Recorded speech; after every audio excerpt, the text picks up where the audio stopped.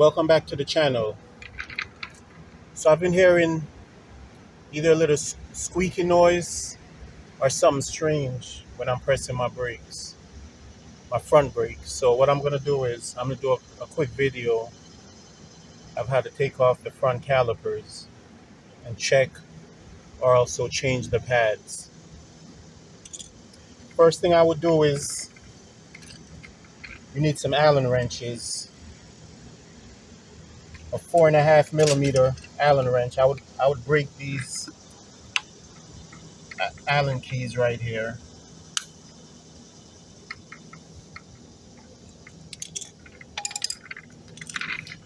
That's so when you take the caliper off, it's easier for you just to bust them instead of having to put them back here to get the torque. The next thing you're going to need is 12 millimeter socket, and it's just 2 bolts you'll need to take off.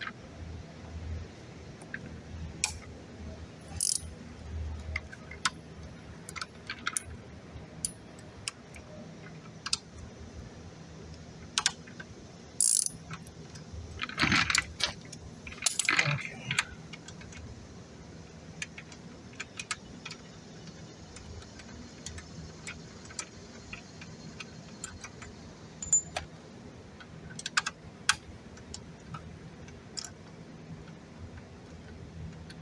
Not too hard of a job.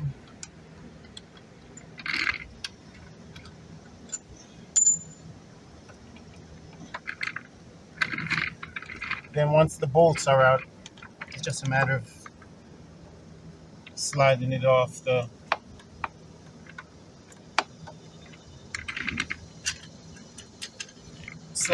rotor.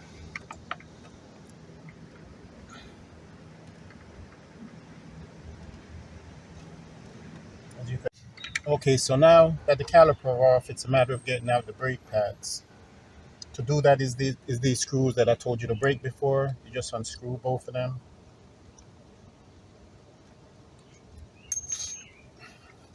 Already pre-loosen them.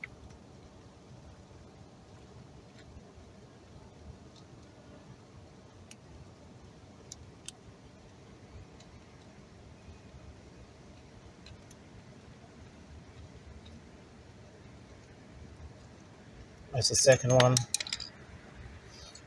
So once the pins is out, it's just a matter of the brake shoes just fall out. Installation is the reverse. Just when you buy the new brake shoes, they may not come with this metal piece around here. I would put them on, remove them from here and put them on your new brake pads if they don't, because that normally stops some squealing and stuff. And the other thing I would say too, I don't know if you guys could see these pistons right here for the brakes. What I would try to do is put the brake shoes in and kind of go like this, and that would kind of loosen them so you could get the caliper back on when you're putting it on, because the pistons are going to be pushed out, so you want to push them back in for ease. And the other thing I would say too is these pins that hold the brake shoes in, I would probably grease these. Just a little grease with the brake grease, just so they slide easy, because they look kind of cruddy and almost like they could kind of hold the brake shoes in place. Let me see anything else. That's about it for the reinstallation. And OEM, they come with the sintered brake pads, so I would try to get the sintered. It's SINTERED, and that's basically it. Installation. Okay, so I decided to do the complete reinstallation because when I was trying to reinstall it, I ran into a problem. So I just want to, just in case you guys run into the same problem, I want you guys to see. All right, so this is the reinstallation step I'm going to give you right here. So you put the backing plate on onto your brake shoes, both sides, put them together, put them in, right? They fit pretty snug all the way down to the bottom.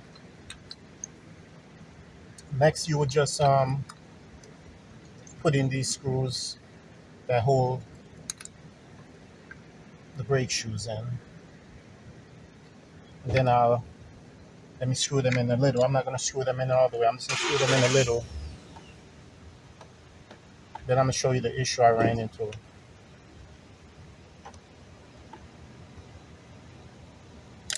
All right, so the issue I ran into is, so after they're in, they lie down together. So you want to separate them so you can put them on the rotor easily. But the problem is, see, it's like fighting me. And what it is back here, they have these two plates separate. So what I would do is kind of move it over with the screwdriver and then move up the one on the inside or the other side.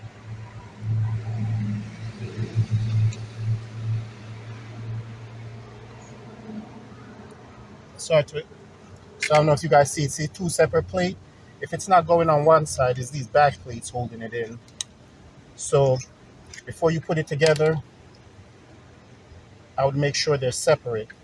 And see, they kind of hold them together. So then after you're ready to put them together, then you kind of just put it on, put it in, put your screws in,